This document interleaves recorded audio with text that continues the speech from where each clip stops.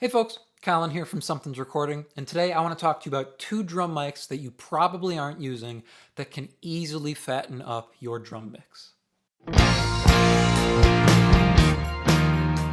We're gonna be exploring some neat extra mics you can throw on your drum kit when you're recording that'll fatten up your mix. But before we dive in, if you are ready to go a little bit deeper into the mixing process in its entirety and really start to hone your workflow as an engineer, then I have just the thing for you. It is my 7-step mixing checklist, and it's just a simple PDF that will walk you through the entire mixing process step by step to help you get professional and radio ready mixes without any more of the hassle and without any more of the guesswork. It is a completely free guide, and you can download it below using the link in the video description. Now let's jump in here and talk about these two extra mics. Of course, to start off, let me play you what the drums are sounding like inside the mix here, and then I will solo up the drums so you can hear them isolated as well. Then we'll jump into these two extra mics that I started putting on my kit to help fatten them up inside the mix. So here's the mix as a whole, and then I will solo up the drums for you. Wait, it'll be a little longer. She's coming for you. She'll get here fast as she can. Just wait, gotta be a little stronger. You'll make it up through. Don't lose sight of her head. Wait.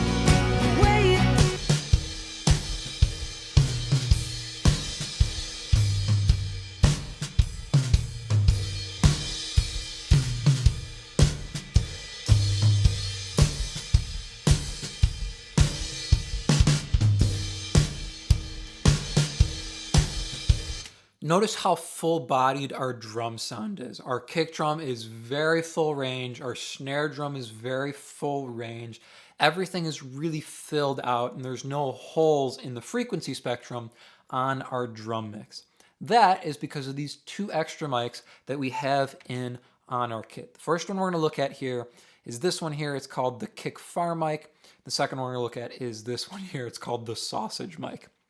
The first one, the Kick Far mic, is a third mic I started putting in on my kick drum that helps to make the kick drum really full sounding.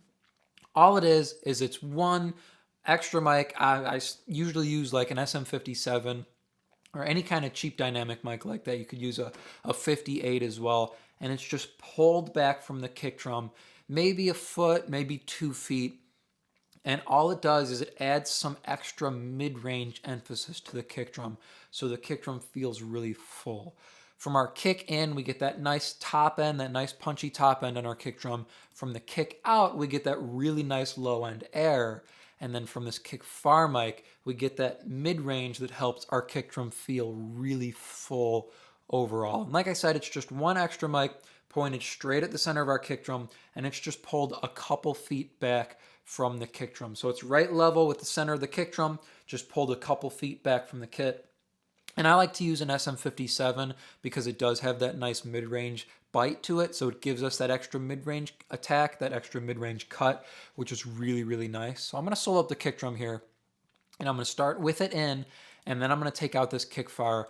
Listen to how the mid-range starts to disappear on the kick drum, and it feels a little bit more scooped. It feels like there's a hole in our kick drum. So here's with the Kick Far, and then I'll take it out. Listen to how our kick drum changes.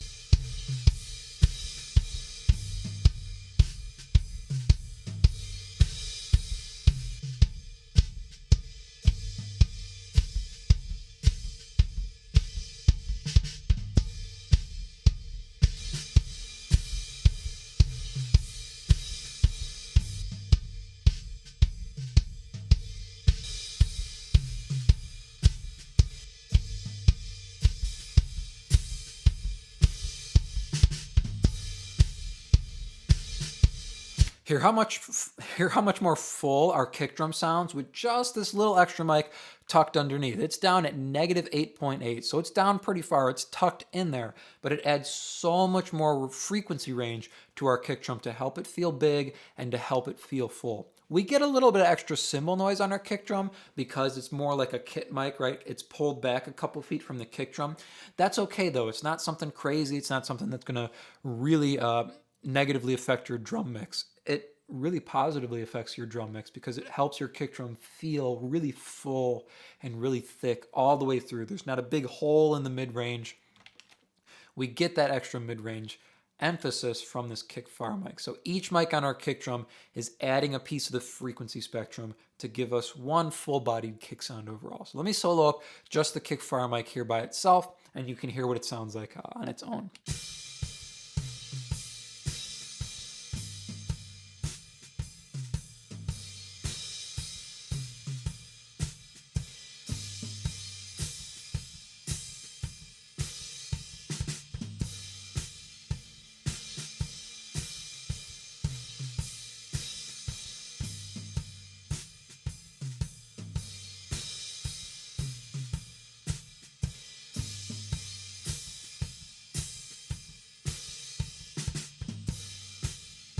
So even looking at the frequency spectrum here, you can see we get a little bit more in like the 200 hertz range, so a little bit higher than the fundamental on our kick drum, and we get a little bit extra energy here in the low mid area around 300 and 400.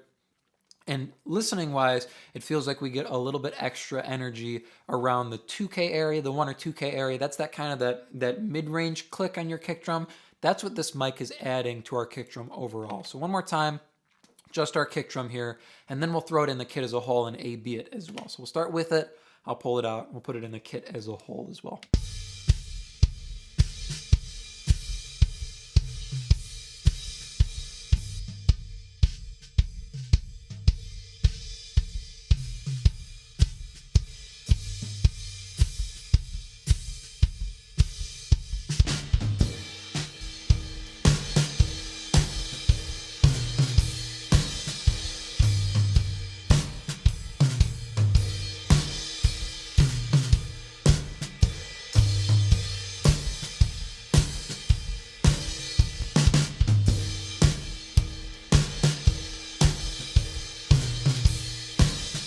You can hear how scooped our kick drum sounds without this kick far mic in there. This helps our kick drum feel really balanced across the frequency spectrum and help it feel more full-bodied overall. So that's the first mic you can start adding into your drum recording techniques or strategies, or if you have something set up at home that you're always using, throw that extra mic up and have it there, have it ready for when you're recording drums. Now the second one we're going to talk about here is this guy here. It's called, I call it the sausage mic. So it's something that helps fatten up your drum mix as a whole, and it adds a little bit of extra energy to both the snare and the kick drum to help them feel more full range. So this is like the kick far mic, but we're taking it a step further to help bring more full range to both the snare and the kick drum here, and add some extra sizzle too because of where it's placed on the kit.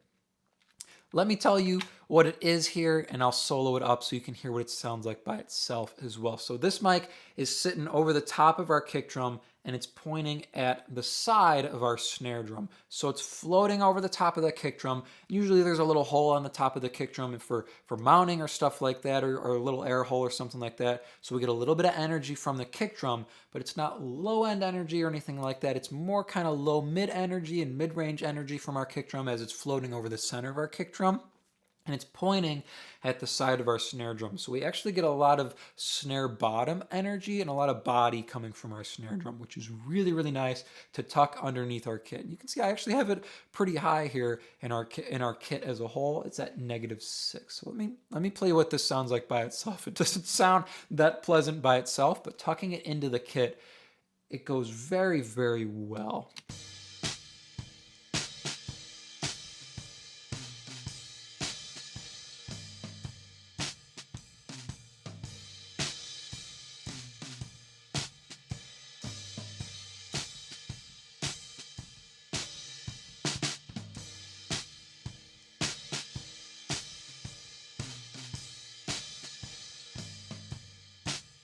This mic is nice for some extra focus on just your kick and snare. Because it's a directional mic that we're using, so I believe it's a 58 that I used to pull out and use here.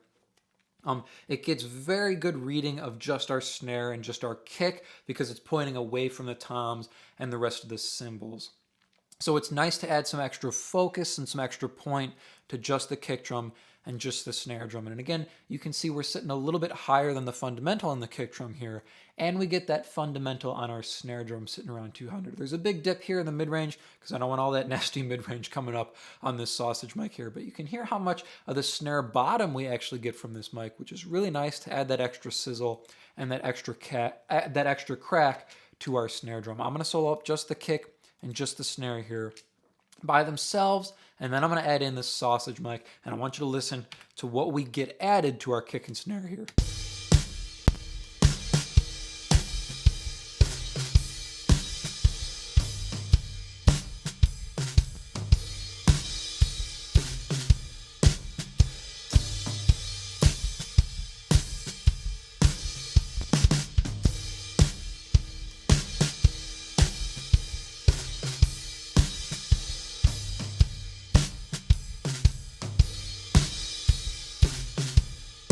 Hear that extra sizzle and that extra crack that we're getting on our snare drum, and then our kick drum, it feels like our kick drum has a little bit more point to it because we're getting that higher octave from our fundamental, and it shows up a little bit more in the high mid area. Listen one more time, and I'll pull this mic up a little bit further so it's a little bit more obvious, a little less subtle inside the mix here.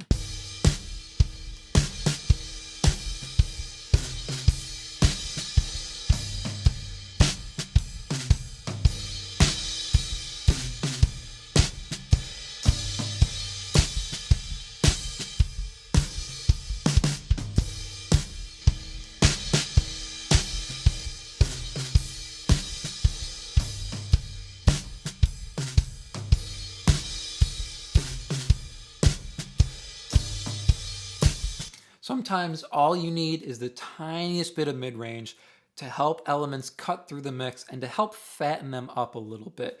It helps our kick drum and our snare drum feel really full. They don't feel scooped sounding, right? And they sit a lot better inside the mix. They feel more powerful and more present. So what we'll do now is we're going to put these inside the entire mix, and I'm going to A/B just these two mics, okay? So we'll start with them in, and then I'm going to mute them, and you can hear how our drum kit changes inside the entire mix. So we'll start with them in, and then I'll take them out. Wait, it'll be a little longer. She's coming for you. She'll get here fast as she can.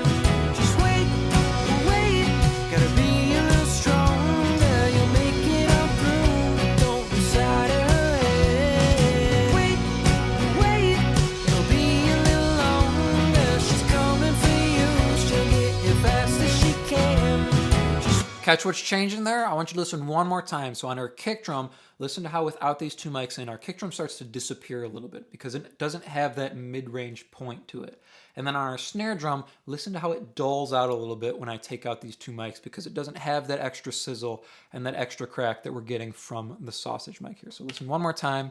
I will start without them, and then I'm going to kick it in. So we're going to get that extra sizzle, and we'll get that extra point on our kick and snare. Wait, it'll be a little longer. She's coming for you. She'll get here fast as she can. Just wait, gotta be a little stronger. You'll make it up through. Don't lose sight of her head. Wait, it'll be a little longer. She's coming for you. She'll get here fast as Using mics like this while you're recording is starting to etch into the realm of thinking like a mix engineer while you're recording. And that can be helpful because once you pull up all these mics, it sounds like a really good drum kit because all of these frequency ranges are there from the get-go. We don't have to pull any of this stuff up. We don't have to add so much extra top end to our snare drum or some extra mid-range to our kick drum because we have these two mics there that are specifically recorded for that purpose. I hope that was helpful for you. As I mentioned at the beginning of the video, if you are ready to take your mixes to the next level and really start dialing in your workflow as an engineer, then I have just the tool for you, and it is completely free. It is my 7-step mixing checklist, and you can download it below to start creating more professional mixes in less time. Thank you so much for watching, and I will see you in the next video.